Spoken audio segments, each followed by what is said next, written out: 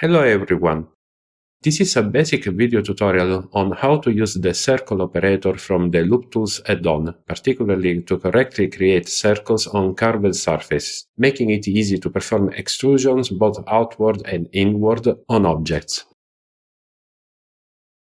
Before we go on, I remind you that, as with most of my tutorials, the text version of this video tutorial is available for free download at the link provided in the description. The tutorial was created using Blender 3.6, but the LoopTools add-on comes with Blender from several versions of the software. However, by default, the add-on is disabled, so first we need to find and activate it in the Add-ons tab of the Preferences window.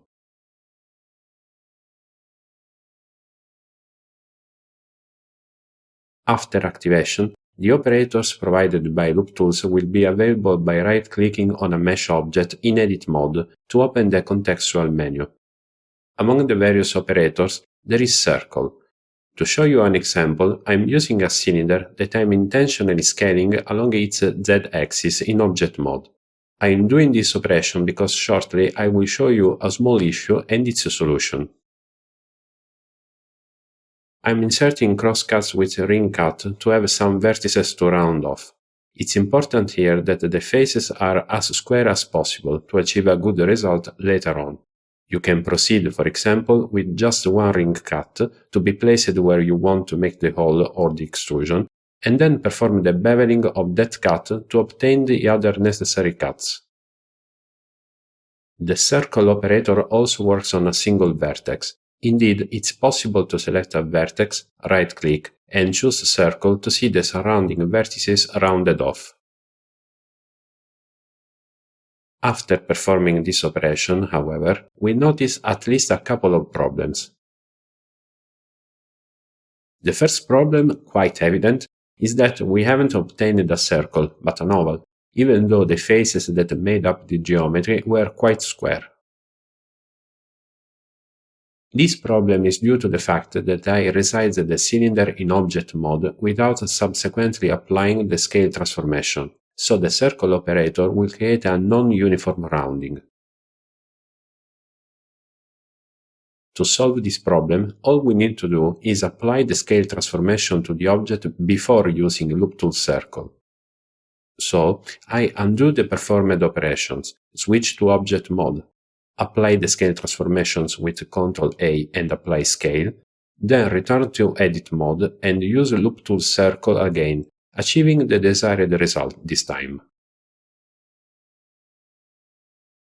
The second problem is that rounded vertices introduce deformations that could get problematic later on, so it would be better to round a more limited set of vertices. To solve this problem, once again, we undo the effect of LoopTools Circle. Then select the faces within which we want to create the circle and press I, which is the shortcut for the inset operator, in order to get a new set of faces within the selection.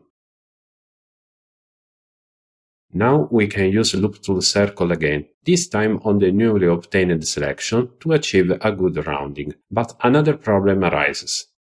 The newly obtained faces are flat, meaning they do not follow the curvature of the cylinder. The solution to this problem is immediate. I mean that this operation needs to be performed immediately after using Circle. It's necessary to open the Operators menu and deselect the Flatten checkbox. LoopTools Circle is an operator, so the tab will be available immediately after applying the operator, but will disappear after performing another operation, so Flatten needs to be deselected immediately. Now, the geometry obtained can be extruded inward or outward from the object.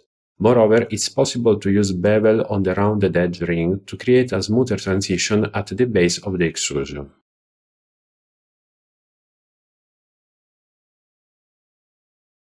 Before closing this tutorial, a small observation. In an object like this one, all those crosscuts outside the area subjected to inset are unnecessary and can be removed using some retopology techniques.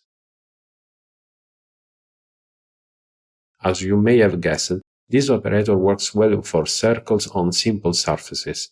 For holes or extrusions on more complex surfaces, it's better to resort to shrink-wrap, but that's another topic. Let me know in the comments if you want me to make a tutorial on that tool too.